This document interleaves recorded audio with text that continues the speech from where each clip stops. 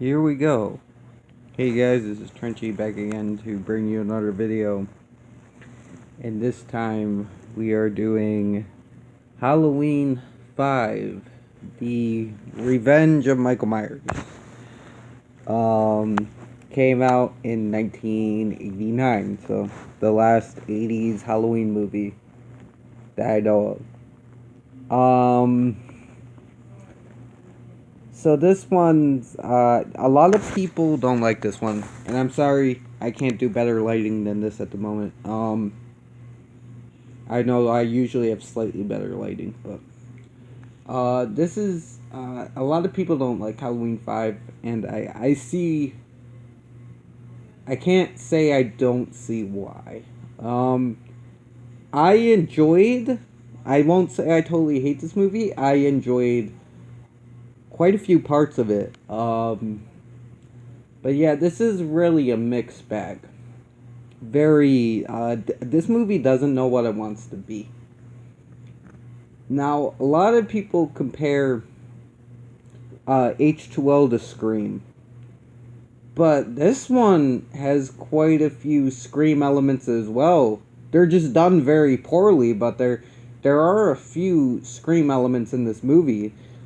Sometimes this movie feels like a parody, um, just with its tone and stuff, and I'll get into that.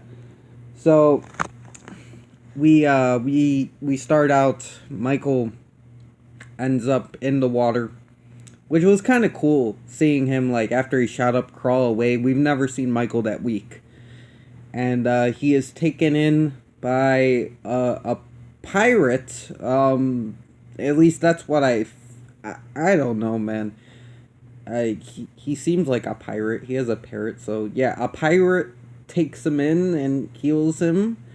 And on Halloween night, he comes back and kills the pirate the next Halloween night. And I mean, or the night before Halloween, the next year, and you know, gets back to going after Jamie, and terrorizing Haddonfield again.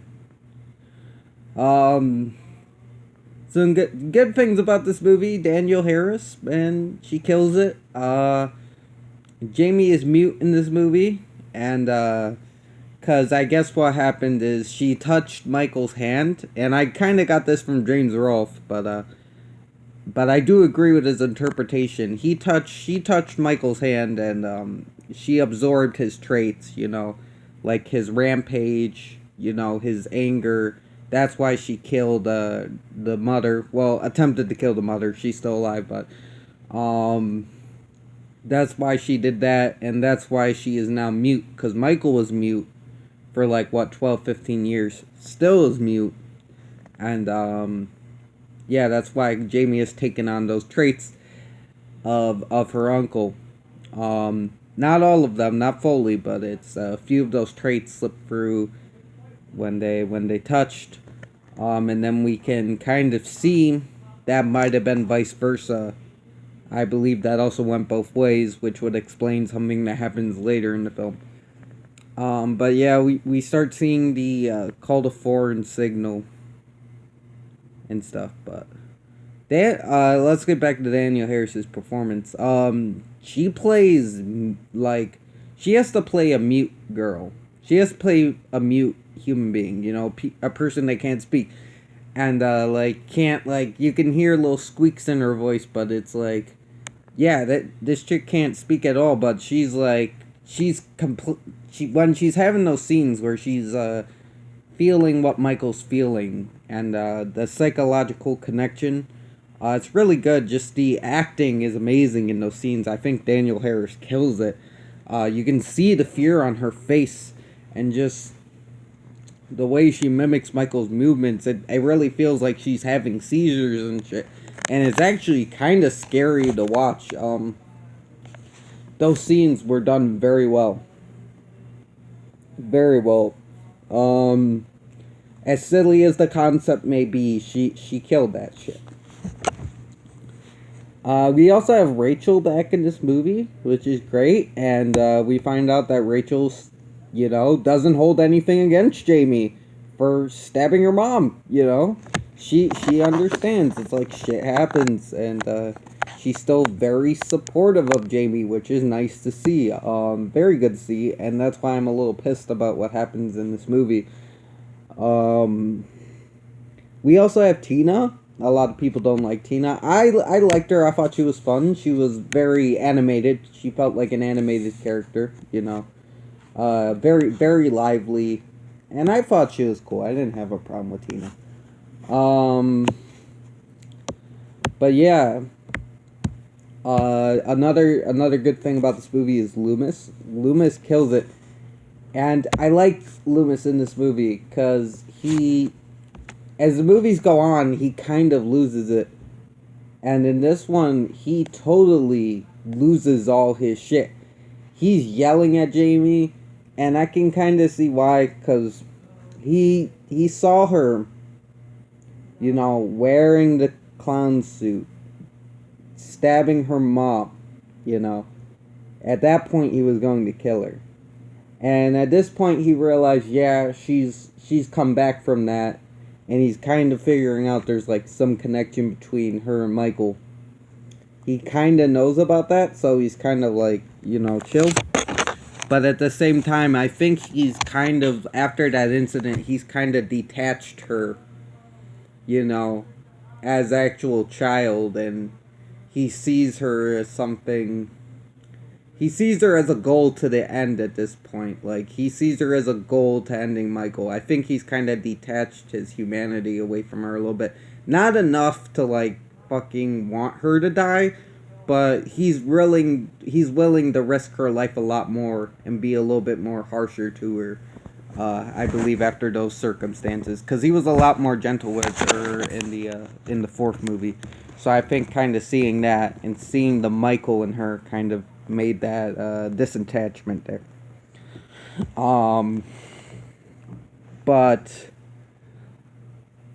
the so he has some other great scenes in here as well, like when he's talking to Michael. I really like that scene. It's like he kind of like took Michael's guard off a little bit because they kind of had this moment where, because he used to be his doctor, so obviously they've had times alone together. So Loomis kind of knows how to take Michael's guard down a little bit, that was done very well. And of course, I love the scene where he's talking to Meeker, and he's like, "Look at this. I prayed that he would burn in hell, but deep down I knew the hell would not have him." It's like, that's just classic Loomis right there. Yeah, and the kills are pretty good. You got like this dude that likes his car. He gets stabbed with this knife type thing, like garden tool type thing. Um, One of my favorite kills is when he hangs the cop, because that was like vicious, man. He just hangs that fucker out the window. That was really good. And Tina, Tina was a good one. Um, but yeah, we'll get into more of that later. We also have the who I like to call Bell Shoes, running around. Now, we don't really know what Bell Shoes is about yet. We find out in part 6, but we know he's evil because as soon as he gets off the bus, he kicks a dog. And if you want people to hate a character, all you gotta do is have that character hurt an animal for no good reason, and ultimately audiences will hate him. It's a very easy tactic, you know. Just any character. You want any character to be hated, have them attack an animal for no fucking reason. Even the smallest thing, like even if they just kind of like spank it or like throw a water balloon at it or some shit, people are gonna hate it. You hate that person. Um, but yeah, they do use the score good in some scenes. There are some really well done chase scenes with the score, but they've done some weird shit to the score, man. There's like some weird noises that really don't need to be there, like screeches and stuff. And it's like, why is that there? you know? And the tone of this movie, like I said, it feels like a parody at some part. There are a couple cops in this movie I call the Two Stooges, and they're pretty much trying to be comedic relief, but they're really not good at it. They're really not funny, and there's like clown noises that randomly appear in the background when they're on scene. This has happened at least twice. It's like, why? And it's like, are you trying to be a parody? Like, what is this? Um, and later on, like they encounter a teenager prank, and they're like, the guys, that's not funny. Someone could have been hurt here. Good thing we're lousy cops. I'm like, that feels like a fucking Scream line, man. That feels like something that would be more at home in Scream. Like, it's really weird. I don't know what this movie was going for. I really don't. It's just, there's another scene where they're trying to find out where Tina is through Jamie's, and she's starting to speak, but it's like they can't really make it out, so it's like really being made out through Billy, who is her little friend, and Loomis, and it's kind of like she's sitting there and she's like, because she sees like a poster of a woman with like cookies for boobs. So she's like, big woman, big. She's trying to say big woman, and then the little boy goes, big woman. And then Loomis is like, does the big woman work at the store? And it's like, what the fuck? And then it gets better, because it's like, she's like, big cookie woman. And he's like, the little kid's like, big cookie woman, because he stutters a little bit. And that's like, and then Loomis is like, big cookie woman. He says it like deadpan as fuck. He says it, and I gotta give it to the actors for all playing this very serious. But come on, they're big cookie woman. I was dying the entire time. I was dying. I just couldn't, man. I just fucking couldn't. Big cookie woman, man. Just hearing Loomis say big cookie woman. It was some of the silliest shit I've ever heard. And I thought 6 was like the goofy one. I don't know. 5's giving it the run for its money, man. And 5 has some really funny scenes, like genuinely funny. I don't think they're supposed to be funny, but that scene was genuinely hilarious. It made me laugh. Better or worse. There's another scene where the teenagers are all there with Tina, and everybody starts yelling, because after the prank they all start like yelling, and it feels like there's like 3 fucking Tinas, because we already set up that Tina is very bombastic and like boop, boop, boop, boop, boop, but everybody was doing that shit, and that just made me laugh too. I'm like, god damn it, how many Tinas are we gonna get in this fucking movie? I like the one Tina, but do we really need 3 Tinas in this fucking scene? But yeah, and here we're gonna get to my biggest problem with the movie. They kill off Rachel like it's fucking nothing. They really just kill her off like it's fucking nothing. And yeah, and then they replace her with Tina, and all Tina does is sacrifice herself for Jamie. She doesn't really do anything else. She doesn't really help him survive any longer than that. Like, Jamie finds her, out on her own. Tina's out on her own being chased by Michael in the car, which was a cool scene. I love that scene where Jamie's running from Michael through the trees and Michael's chasing her and they got the score going. That was really well done. It felt like Halloween again, which a lot of this, quite a few scenes in this movie did not feel like. But, and then she just kind of like jumps in the way of the knife and, kind of takes the death for her. She saves Jamie. But that's all she really does is like, and instead be like fun, She parties and stuff, but she doesn't really do anything to help Jamie besides take that knife in the last second. She's not like, it's not like Rachel in part 4 where Rachel was actively trying to protect Jamie the whole time. This time she was out doing her own thing. Michael found her. Then Jamie just happened to run up into the picture because Jamie went looking for Tina because she was worried about her. And then Tina, being a good person, jumped in and saved her at the end. It really didn't add anything, you know. So what I don't get is why not just have killed Tina earlier, um, and have Rachel be the one to do the sacrifice. It would have made a lot more sense. It would have been, very. It would have been respectful to the character, because I think Rachel kind of has earned that respect from part 4, man. She's not. She's not on Lori and Nancy and Sydney level, but she's like right below that for me. Um, and I know it's like it's the trope to kill the final girl in the sequel, but and they done it before. They did it with Alice, but it's like I liked Alice enough, but it's like she's not like a big deal to me like she is for other people. And they did it with Christian in part 4 and in Nightmare, but again, Christian wasn't really a big deal for me. She didn't really you know she didn't leave an impact on me. But Rachel's character really did in part 4. I really liked Rachel's character and the way they just shit on her like this.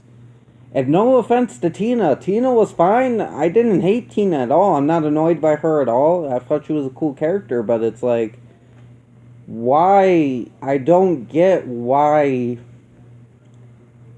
Tina didn't really add anything. She didn't add anything to that moment, so and it's like it wasn't even more impactful. It would have been way more impactful. Hello.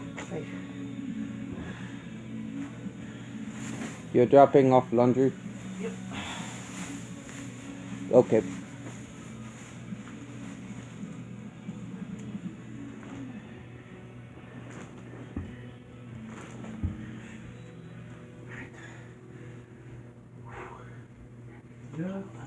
What are you doing? Okay. Sorry about that interruption. But no, because Rachel was all about protecting Jamie, and she put her life on the line for Jamie, and she really gave Michael a fight. So I really think that instead of just being a random casualty, uh, she should have, she should have been the sacrifice. She should have been the one to sacrifice, and Tina, even though I like Tina, should have been the random casualty. I think it would have been better that way. Um, she would have had more of a hero's death, which I think she deserved at that point. And again, Tina didn't really add anything to that moment. But if it's Rachel, it's like, Jamie liked Tina, but Rachel's her sister. And finding her in the attic, that was an impactful scene. But seeing her sister killed in front of her, seeing her light, her hope, one of her like last hopes, and her protector dying in front of her would have been gut wrenching. Because then you would have had like, would Jamie feel guilt for this? Would she feel guilt for her sister dying for her? And it's her seeing your sister die right in front of you. That's fucked up. Dying for you. I mean, I think they really dropped the ball on that. That's just my opinion. But I thought the ending was pretty good. I'm trying to think of anything else. This one was just, It wasn't the greatest. It wasn't the worst. It was just it was an okay movie. I liked it. The kill in the barn was cool, and that ending was great. Loomis waving her as bait. And you think he's lost it, but it's actually all part of the plan. And he drops the net on Michael and beats the shit out of him with a board, which was just great to see. Not as cool as like the other endings, but it's something, man. It's like it was just cool to see him Loomis just go ham on his ass. It was good to see. Another scene I did like. I like the scene where Tina's in the car with Michael. Um, and Michael doesn't kill her, and he lets her out of the car. I thought that was creepy, man, because it's like it harkens back to part two where Michael let that old woman live after he took the butcher knife, but then he just went next door and stabbed that other girl. It's like I think it's creepier when Michael doesn't kill right away because then you're wondering why, and there's really is no motive behind it. It's just it's very creepy, and unpredictable, and that's what I like about that. But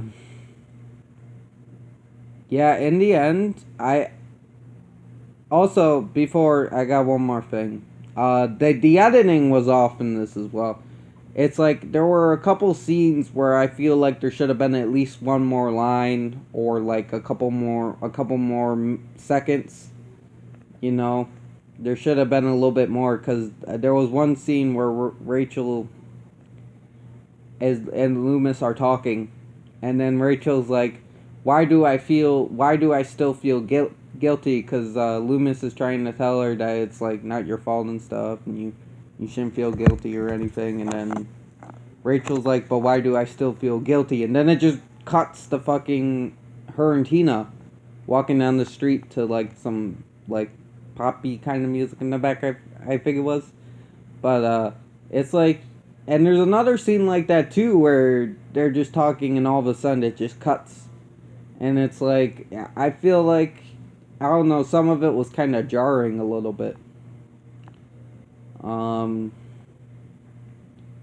and the mask was a little off too. I usually don't care about the masks. I usually just think I thought all the masks I've seen so far were pretty good. But yeah, the mask in this one is a little weird. I'm not gonna lie. But in the end, oh shit, sorry, I'm forgetting stuff here. The ending, man, where Belle Shoes, shows up to the police station, and it kind of looks a little bit like the poster for The Exorcist, because he kind of dressed like that. Uh, and he goes into the prison and shoots it up the holy hell